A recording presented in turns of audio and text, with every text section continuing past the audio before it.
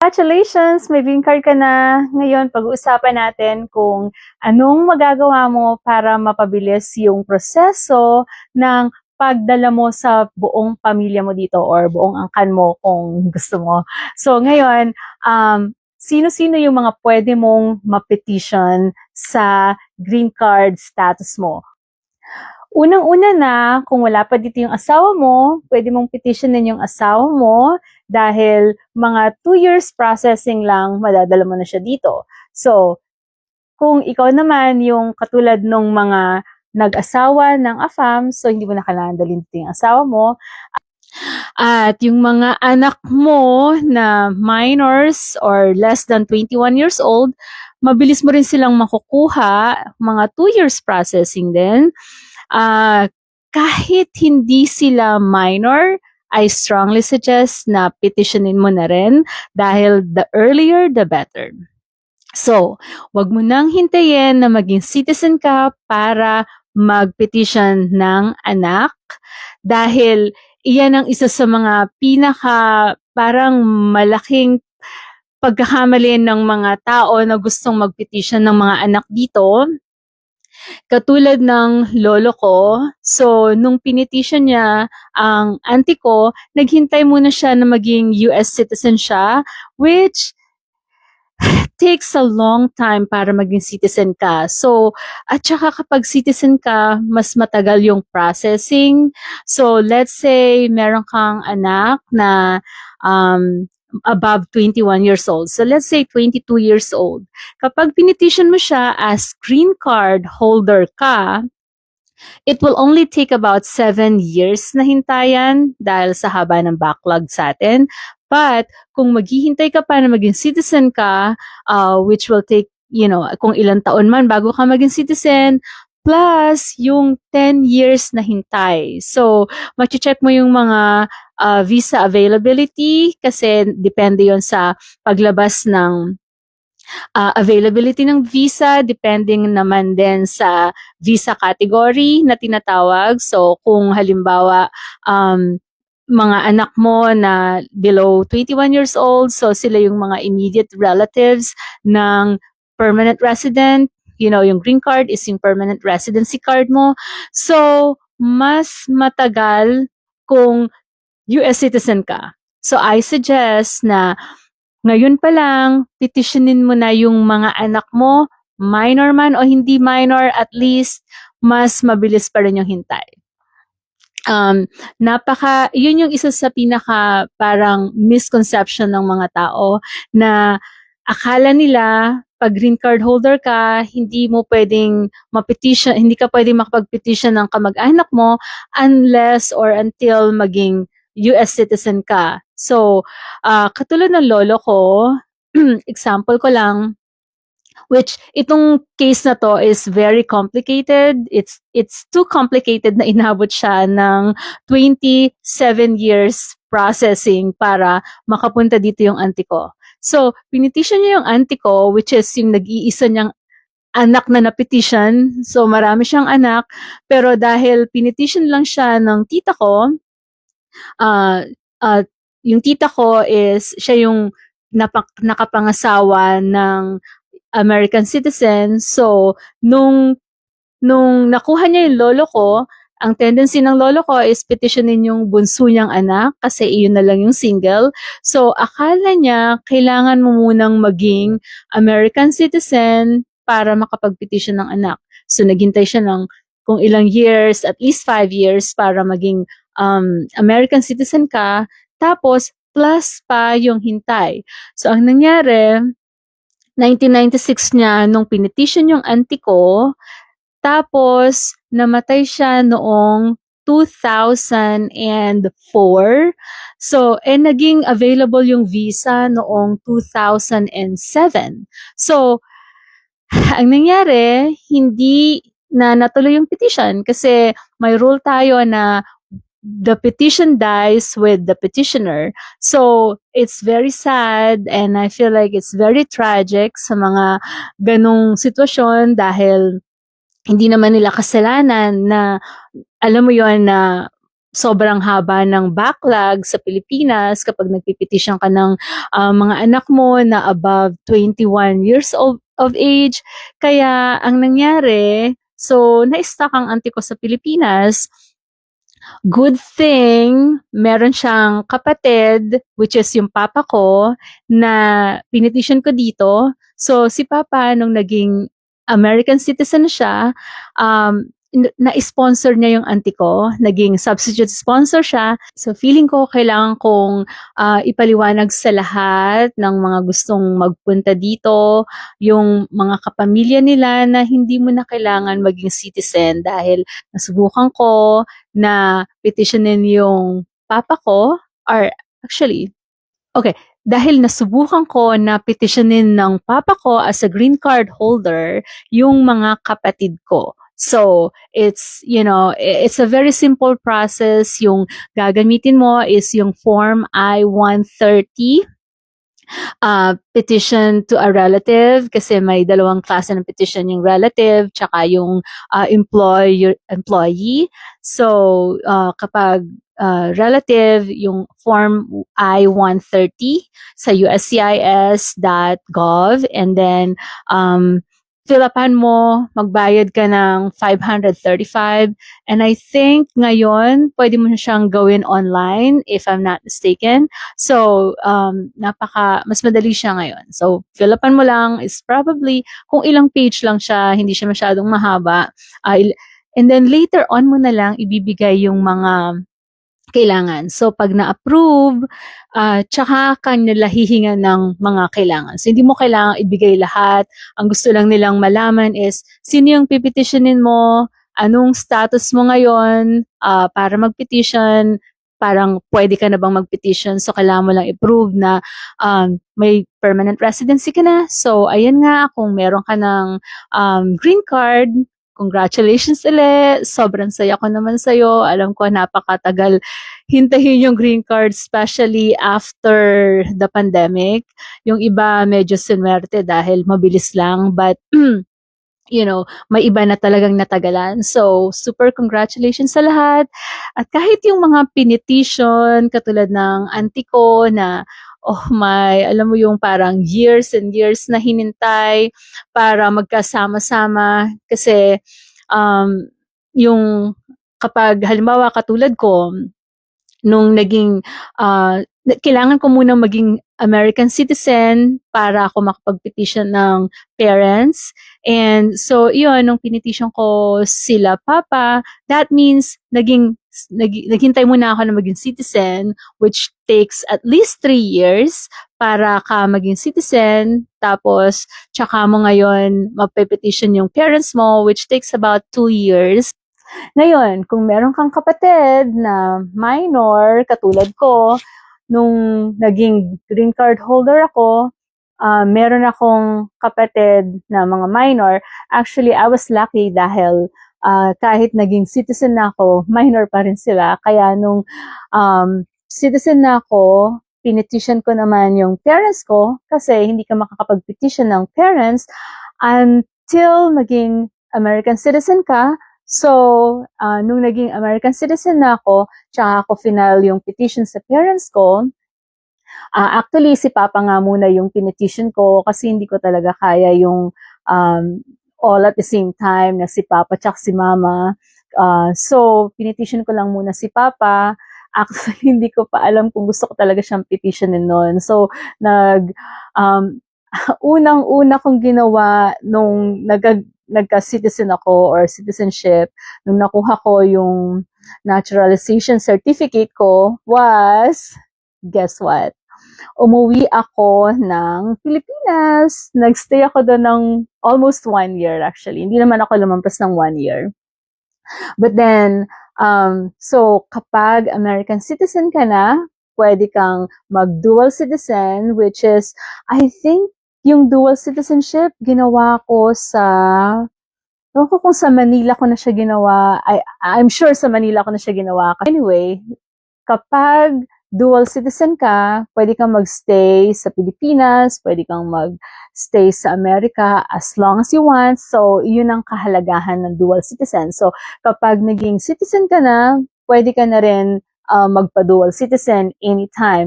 And in my case, alam ko as soon as nakuha ko yung naturalization certificate ko, bumili kagad ako ng ticket, one way papuntang Pilipinas, and I just forget about America kasi nung time na yon, siguro parang 5 years na rin ako dito sa Amerika, so talagang gustong-gusto ko nang umuwi.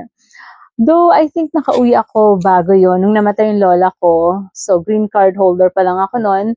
Tapos parang sobrang pagod ko na sa buhay sa Amerika, kaya talagang ang gusto ko na lang is umuwi ng Pilipinas. So anyway, marami pang details doon sa pag-uwi ko na yon, on the side na, kasi nag-asawa ako para hindi ako nag-asawa para lang magkaroon ng green card.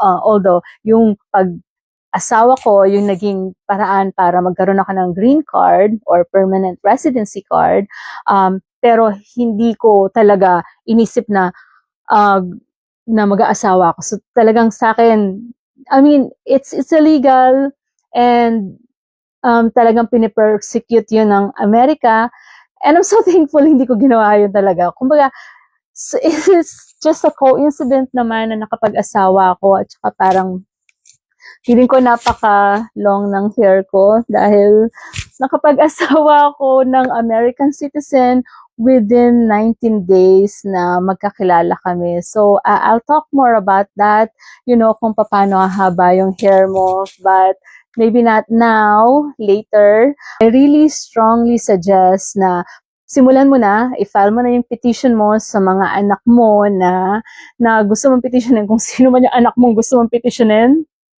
pwede mo nang gawin ngayon. So, kahit green card holder ka pa lang, please. And kung sino man yung nag-sponsor sa kanya, syempre kapag kararating mo pa lang dito, wala ka talagang kakayanan na mag-petition, wala ka pang income. But usually, kung sino yung nag-sponsor sa'yo, hopefully they're in the same agreement na petitionin yung buo yung angkan. So,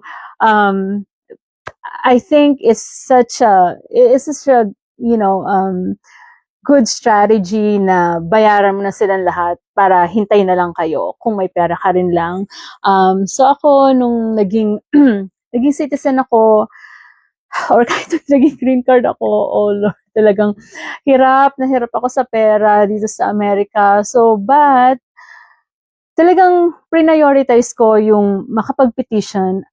Actually, now that I'm thinking about it, it's not true na priority ko in a way na, well, I think after the fact na na-realize ko na kailangan ko ng mga tao dito sa Amerika, kasi kapag ikaw lang, may anak ka, anong gagawin mo sa mga anak mo na paano mo sila papalakihin, lalo kung yung asawa mo is, and kahit naman may trabaho siyang maayos, still, ikaw magluluto, maglalaba, maghahatid sa kanila sa school. Oh, that's too much.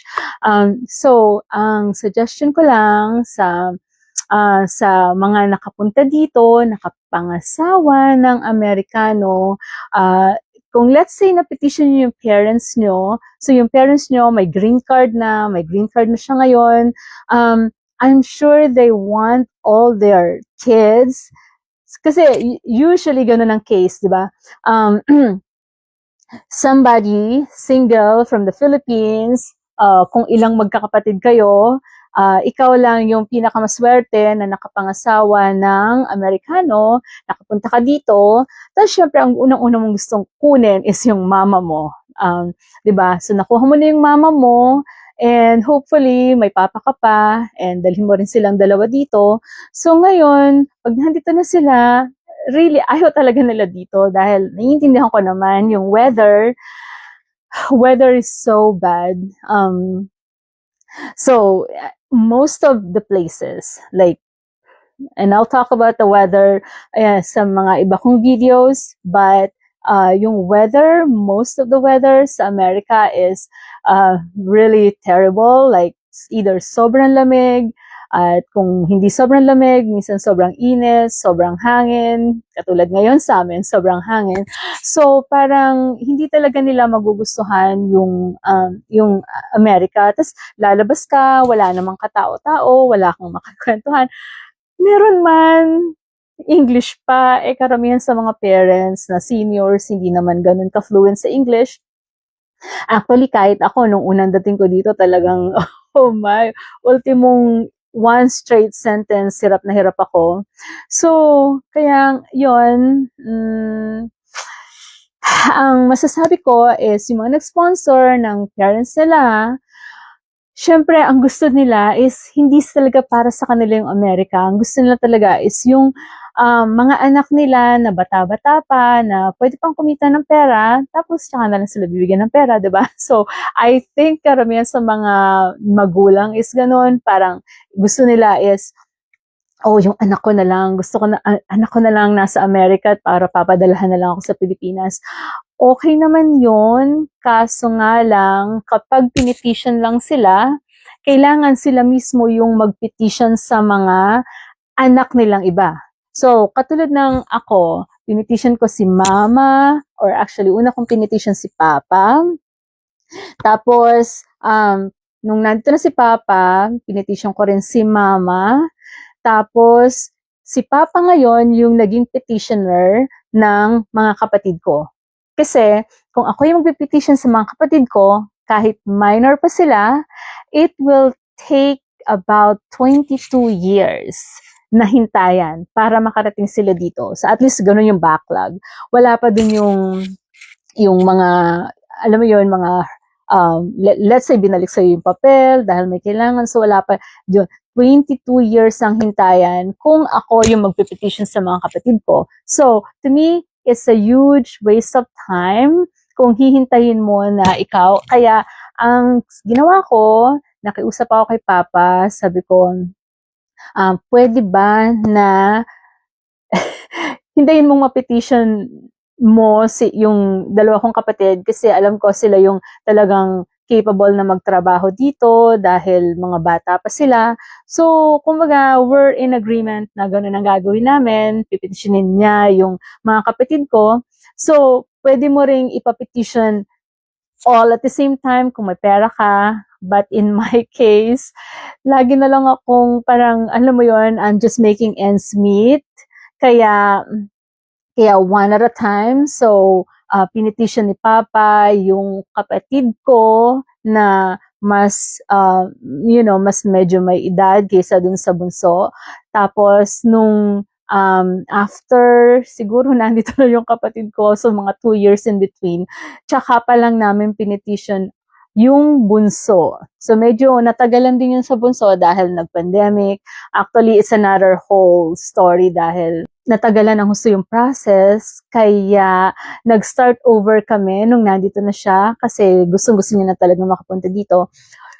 But anyway, so you'll learn more about story ng pagpetition ko sa mga pamilya ko. And sa ngayon, ang masasabi ko lang is kapag green card holder ka na, pwede mo nang mapetition yung asawa mo kung may asawa ka sa Pilipinas na gusto mong dalhin dito.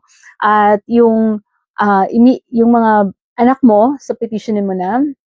So, kung parent mo naman yung may green card, I suggest na tulungan mo na rin siyang petitionin yung mga gusto niyang petitionin katulad ng mga kapatid mo. And I know sometimes may mga kapatid ka na ayaw mong papuntahin dito, but then you gotta understand their side na bilang magulang, talagang ang gusto ng mga magulang is mapabuti yung mga anak nila. At alam naman natin na kapag nandito ka sa Amerika, kahit yata hindi ka graduate ng high school, talagang makakapagtrabaho ka ng minimum wage. Dito sa amin sa California, ang minimum wage is $16 an hour. So, $57 ngayon, 57 pesos ngayon yung $1. So, talagang umaabot siya ng 1,000.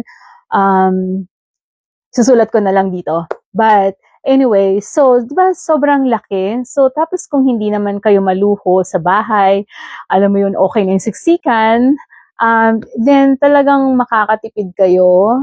Tapos, ayun, kaya ang talagang message ko lang is sa mga bagong kuha ng green card nila, hindi mo na kailangan maging citizen para petitionin yung mga anak mo. Simulan mo na ngayon at maghintay ka man, it's not like 22 years. So, so that's the best way na mapapunta mo dito yung buong pamilya, buong angkan nyo.